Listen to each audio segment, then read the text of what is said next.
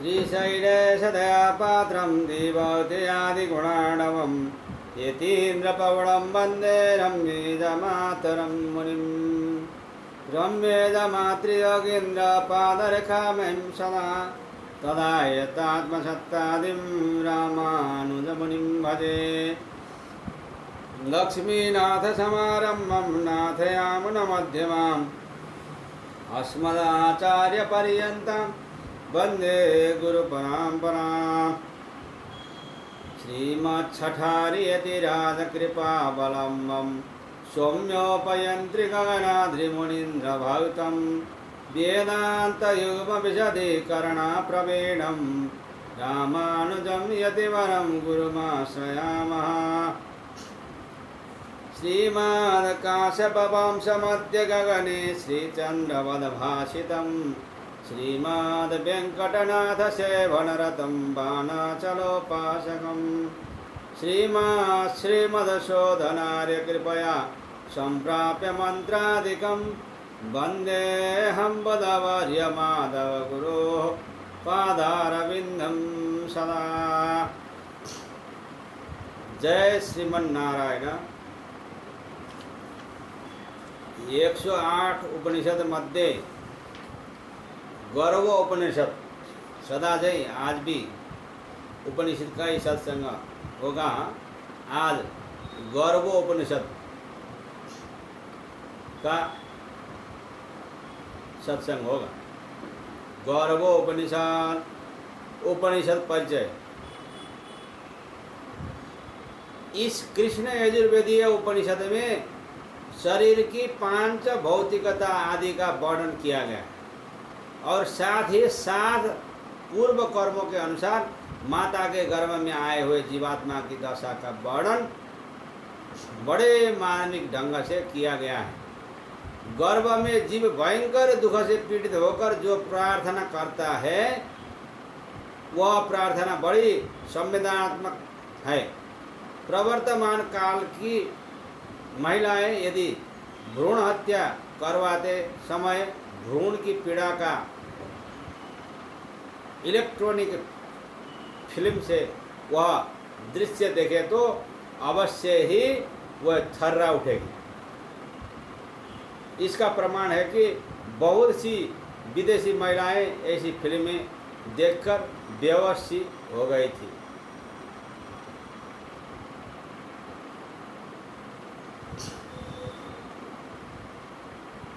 पंचात्मकं पंचसु वर्तमानं षडाश्रयं षड्गुणयोगयुक्तं तं सप्तधातुं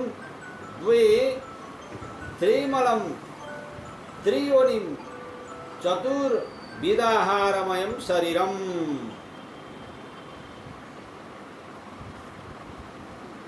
यह शरीर पंचमहाभूतात्मक है। 5 इंद्रियों में रहा करता है, 6 रसों का आश्रय है और 6 गुणों के योग से युक्त है। वह 7 धातु वाला है, 3 प्रकार के मौलों वाला, 3 प्रकार की योनि वाला और 4 प्रकार के आहार से युक्त है।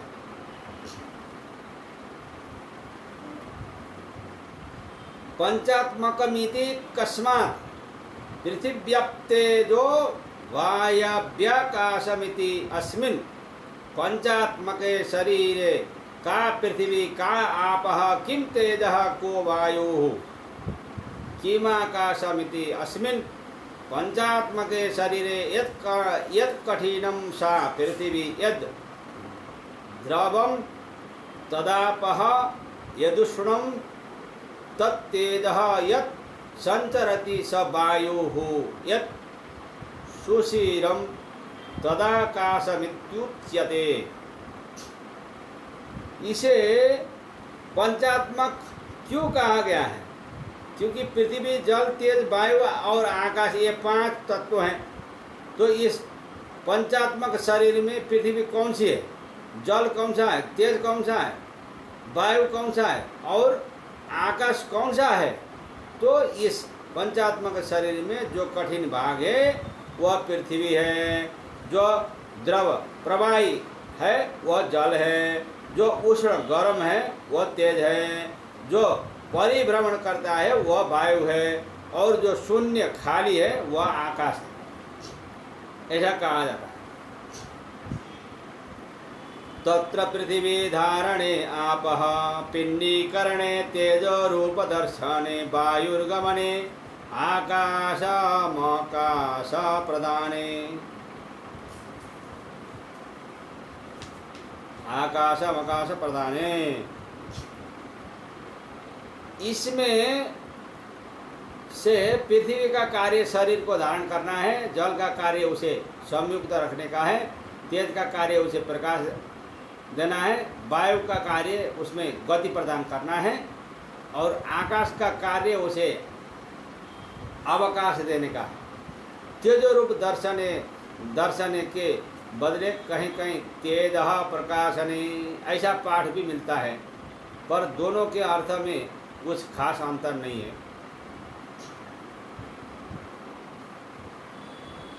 पृथक चक्षुश्रोते चक्षुषी रूपे जिह्वोपस्थश्चान्ननन्दोपाने चुत्सर्गो बुद्धया बुध्यति मनसा संकल्पयति वाचा वदति। षडाश्रयमिति कस्माद् मधुराम्लवणाति तिक्तकटु कषाय रसान् विन्दत् इति। पंचात्मक शरीर के चक्षु आदि अवयव भी रूप आदि कर्म में पृथक अलग निर्दिष्ट किए जाते हैं। श्रोत्र शब्द में और चक्षु रूप में विनियुक्त है। इसी प्रकार जिह्वा रसस्वाद में नियोजित है। यहाँ कहा गया केवल श्रोत्र चक्षु और जिह्वा का ग्रहण त्वक और घ्राणेन्द्रिय को भी उपलक्षित कर देता है, ऐसा समझना चाहिए। उपस्थ आनंद है और अपान में उत्सर्ग कर्म होता है। मनुष्य बुद्धि से जानता है, मन से संकल्प करता है और वाणी से बोलता है। यह शरीर षडाश्रय है, ऐसा क्यों कहा गया है? उत्तर यह है कि यह शरीर मीठा, खारा, खट्टा, तीखा, कड़वा और कसेला ऐसे 6 रसों पर आधारित है।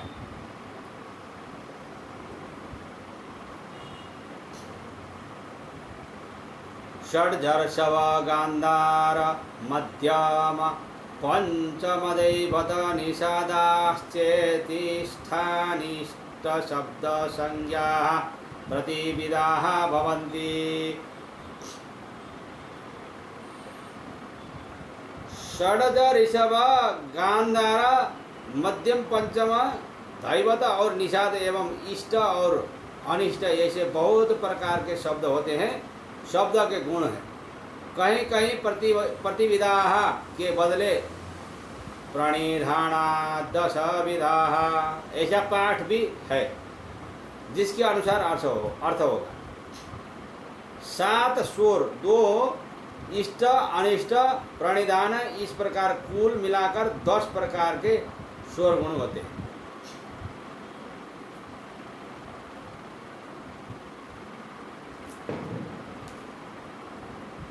शुक्लो रक्तः कृष्णो धूम्रः पितः कपिलः पाण्डरः सप्तधातव इति कस्मात् येदा देवदत्तस्य द्रव्यविषया जायन्ते परस्पर रसो गुणात्वात्। षड्विधो रसः रसाच्छोणितं क्षीणितान् मांसं मांसान् मेदो मेदसोऽस्थीनि अस्थिदिभ्यो मज्जा मज्जायाः शुक्लं शुक्लशोणित संयोगादा वर्तते गर्भो हृदि व्यवस्थं नयति। हृदयेऽभ्यन्तराग्निः अग्निस्थाने पित्तं पित्तस्थाने वायुः वायुस्थाने हृदयं। प्रजापत्या ऋतुकाले संप्रयोगतः। सफ़ेद, लाल, काला, भूरा, पीला, कपिल और पांडर, ये 7 धातु के गुण हैं। परंतु 7 धातुएं कहीं हैं, वह कैसे? सुनो, किसी देवदत्त को भोग भोगने की अन्य अन्य रसादि के गुणों से आकर्षित होकर इच्छाएं होती हैं, तब वह जो 6 प्रकार का रस है उस रस से शोणित बनता है। उस शोणित रक्त से मांस बनता है। मांस से चर्बी उत्पन्न होती है, चर्बी से हड्डियां पैदा होती है, हड्डियों से मज्जा पैदा होती है, और मज्जा में से वीर्य पैदा होता है। कहीं कहीं मेदसः स्नायावः स्नायुभ्यो स्थिनी, ऐसा भी पाठ है। तदनुसार चर्बी से स्नायु और स्नायु से हड्डियां बनती है, ऐसा अर्थ करना चाहिए। उस वीर्य का जब स्त्री के रज के साथ संयोग होता है तब गर्भ उत्पन्न होता है। वह गर्भ जठर में रहता है, ऐसी व्यवस्था है। वहाँ जठर के भीतर अग्नि उष्णता भी है, और मूलाधार में पित्त का जल प्रवाही भी है, तथा स्वादिष्ठान प्रदेश में प्राणवायु भी है। अतः उष्णता, जल और वायु से जठराग्नि स्थित गर्भ सुरक्षित रहता है। प्रजापति द्वारा व्यवस्थापित ऋतु काल में ही स्त्री पुरुष संयोग से गर्भ उत्पन्न होता है। एक रात्रो शीतम कलिलम भवति, सप्तरात्रो शीतम बुधबुधम भवति, अर्धमासाभ्यन्तरेण कठिनो भवति, मासद्वयेन शिरः कुरुते संपद्यते, मासत्रयेण पादप्रदेशो भवति, अथ चतुर्थे मासे जठरकटि प्रदेशो भवति, पंचमे मासे पृष्ठवंशो भवति, षष्ठे मासे नासाक्षी श्रोत्राणि भवन्ति, सप्तमे मासे जीव संयुक्तो भवति, अष्टमे मासे सर्वसंपूर्णो भवति। ऋतु काल से स्त्री सम्मोग से उत्पन्न वह गर्भ एक रात्रि में छोटी बूंद जैसा होता है, 7 रात्रि में वह बड़े बूंद जैसा हो जाता है। 15 दिनों में वह पिंडाकार कठिन हो जाता है। 2 महीनों में उसका सिर उत्पन्न होता है। 3 महीनों में पैर आदि विभाग उत्पन्न होता है, और 4 मास होते होते उसके जठर और कमर का भाग उत्पन्न होता है। 5वें महीने में उसकी पीठ का भाग बनता है। 6ठे महीने में मुख, नासिका, आँख, कान आदि अवयव फूट निकलते हैं। 7वें महीने में उसमें जीव संचरित होता है, और 8वें महीने में वह सर्वांग संपूर्ण बन जाता है। गर्भोपनिषद इस प्रकार बताता है। पितृरेतोतिरिक्तात् पुरुषो भवति, मातुः रेतोतिरिक्तात् स्त्रियो भवन्ति, उभयोः बीजतुल्यत्वान्नपुंसको भवति, व्याकुलितमना स्वन्धः खञ्जः कुब्जा वामना भवन्ति, अन्योन्य वायु परिपीडितानां शुक्लद्वैध्ये स्त्रियो योन्यं युग्माः प्रजायन्ते।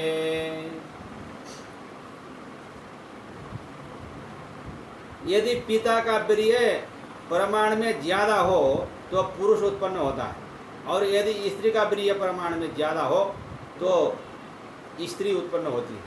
परंतु दोनों का बीज अगर समान प्रमाण में हो तो नपुंसक उत्पन्न होता है।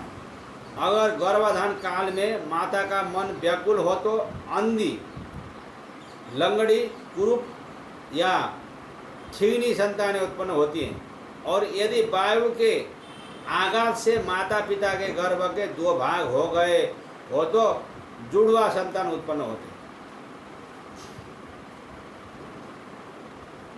पंचात्मक समर्थः पंचात्मक तेजस्यद्धर सच्च सम्यक् ज्ञानात् ध्यानादक्षर मोंकारं चिन्तयति तदेतदेकाक्षरं ज्ञात्वा अष्टौ प्रकृतयः षोडश विकाराः शरीरे। 8 महीने बीतने पर वह 5 इंद्रियों और मन बुद्धि आदि के तेज से प्रकाशित और समर्थ होकर ओमकार का चिंतन करने लगता है गर्भ में बच्चा। इस प्रकार वह उस एकाक्षर ब्रह्म को जानता है और बाद में उसके शरीर में 8 प्रकृतियां और 16 विकार उत्पन्न हो जाते हैं। तस्यैव देहिनोऽथ नवमे मासे सर्वलक्षण संपूर्णो भवति पूर्वजातिं विस्मरति कृताकृतं कर्म विभाति शुभाशुभं कर्म विन्दति। यहाँ विभाति भी वह देहधारी आत्मा नवम मास में सभी लक्षणों से संपूर्ण हो जाता है और तब वह अपने पूर्व जन्म का स्मरण करता है। उसके पहले किए हुए शुभ और अशुभ कर्म उससे आ मिलते हैं और वह अपने किए गए कर्मों का याद करता है पहले का पूर्व कर्मों का।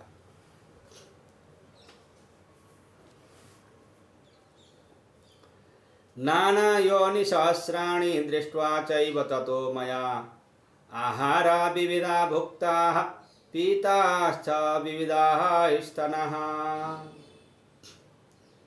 मैंने हजारों योनियां देखकर तरह तरह के आहार खाए हैं और अनेक माताओं के स्तनों का पान पूर्व में किया है, ऐसा उसको भान पड़ता है, मालूम होता है।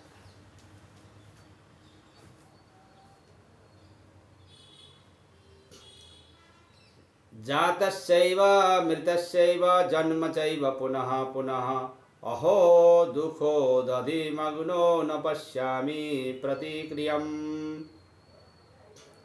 जन्मे हुए व्यक्ति की मृत्यु और मरे हुए व्यक्ति का जन्म तो बार बार होता ही रहता है। अरे इस संसार रूप दुख के सागर में डूबा हुआ मैं इसे पार करने का कोई उपाय नहीं जानता हूँ, ऐसा वो बालक सोचता है। यदि योन्यम प्रमुंचामि सांख्यम योगम समाश्रये अशुभ क्षय कर्तारम फलमुक्ति प्रदायिनम। और कदाचित यदि मैं योनि से जन्म मरण से छुटकारा पाऊंगा तो मैं सांख्य और योग का आश्रय लूंगा जो कि अशुभ कर्मों का क्षय करने वाला है तथा मुक्ति रूपी फल को देने वाला है। यदि योन्यम प्रमुंचामि तम प्रपद्ये महेश्वरम अशुभ क्षय कर्तारम फल मुक्ति प्रदायिनम। और यदि कदाचित मैं इस जन्म मरण रूप दुख से मुक्त हो जाऊंगा तो मैं महेश्वर की ही शरण में जाऊंगा जो कि अशुभ कर्मों का क्षय करने वाले हैं और मुक्ति रूपी फल को देने वाले हैं। यहाँ महेश्वर का अर्थ है तो भगवान का यहाँ पर्यायवाची शब्द है। यदि योन्यम प्रमुंचामि तम प्रपद्ये भगवन्तं नारायणं देवम् अशुभ क्षय कर्तारं फलमुक्ति प्रदायिनम्। और भी यदि कदाचित मैं इस जन्मादि दुख सागर से छुटकारा पाऊँ तो मैं भगवान नारायण देव की शरण में जाऊंगा जो कि अशुभ का क्षय करने वाले हैं और मोक्ष रूपी फल को देने वाले केवल नारायण है। येन मया परिजनस्यार्थे कृतं कर्म शुभाशुभम् एकाकीतेन दह्यामि गतास्ते फलभागिनः। मैंने जो कुछ भी अच्छा बुरा काम अपने स्वजनों के लिए किया है उन कर्मों के फलस्वरूप मैं अब अकेला निसहाय होकर जलता रहता हूँ क्योंकि वह तो मेरे किए का फल भोगकर अब चले ही गए, मेरा साथी कोई नहीं रहा। जन्तुः स्त्री योनि शतं योनि द्वारि सम्प्राप्तो यन्त्रेण परिपीड्यमानो महता दुःखेन जातमात्रस्तु वैष्णवेन वायुना संस्पृश्यते तदा न स्मरति जन्म मरणादिकं शुभाशुभम्।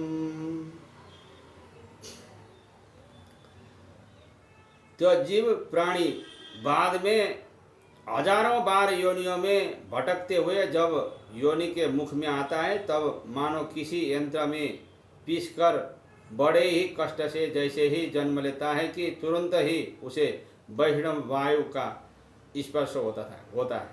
6 प्रकार के वायु का स्पर्श होता है और उससे उसके जन्म मरण की पूर्व स्मृति चली जाती है, सब भूल जाता है और साथ ही वह अपने पूर्वकृत शुभाशुभ कर्मों को भी भूल जाता है।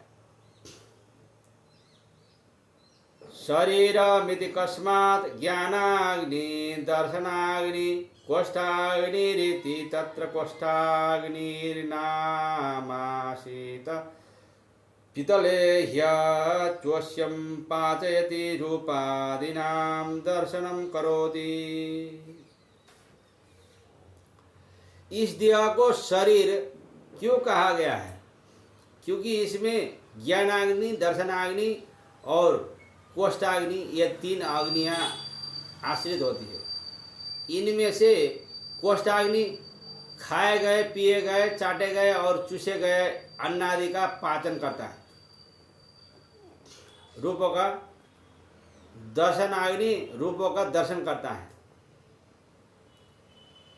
तत्र त्रीणि स्थानानि भवन्ति हृदये दक्षिणाग्निः उदरे गार्हपत्यं मुखमाहवनीयं यजमानाय बुद्धिं पत्नीं निधाय दीक्षा संतोषं बुद्धीन्द्रियाणि यज्ञपात्राणि शिरः कपालं केशाः दर्वाः मुखमन्तर्वेदी 16 पार्श्वोदन्त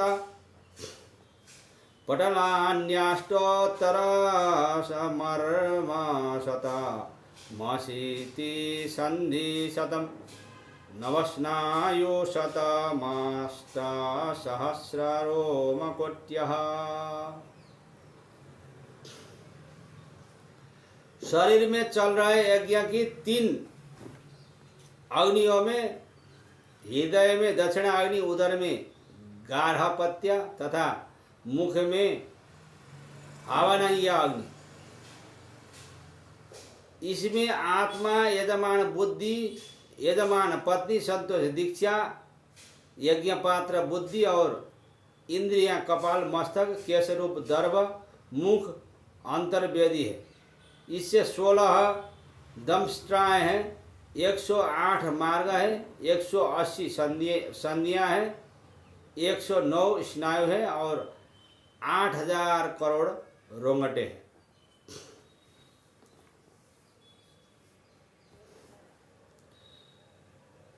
हृदय पटालान्यष्टौ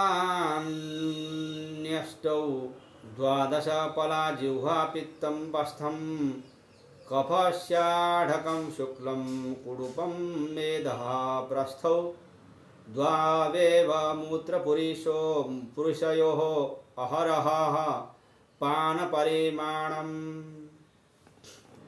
8 पल के भार वाला हृदय है, 12 पल परिमिति जिह्वा है, 1 प्रस्थ परिमिति पित्त है, 1 आड़क कफ धातु है, 1 कुड़ब वीर्य है, 2 प्रस्थ मेध है। मलमूत्र का परिमाण खाए हुए अन्न पर आधारित है।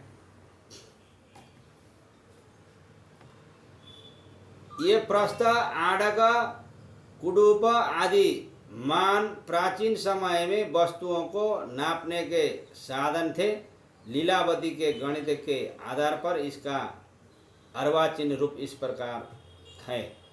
5 गुंजा 1 मासा, 16 मासा 1 कर्ष, 5 कर्ष 1 पल, 50 पल 1 आड़क, 4 कुड़व 1 प्रस्थ, 4 प्रस्थ 1 आड़क होता है।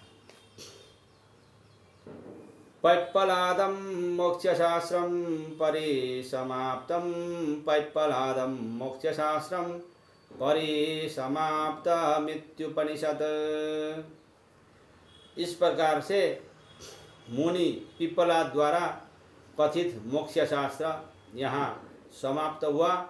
इसी वाक्य की पुनरुक्ति उपनिषद की समाप्ति की सूचक है। इस तरह यह गौरव उपनिषद यहाँ पर समाप्त हो जाता है। और आज के लिए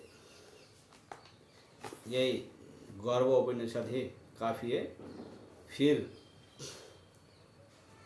धारावाहिक रूप में हम लोग रोज़ सत्संग करते हैं। तो कल नारायण उपनिषद होगा। जय श्रीमन नारायण।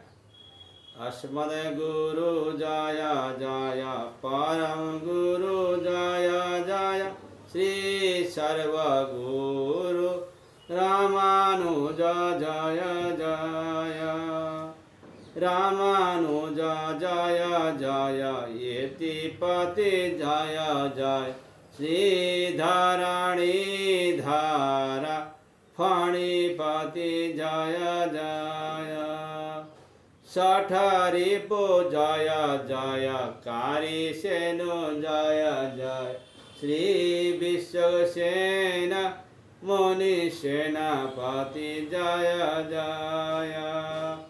जय श्रीमन नारायण।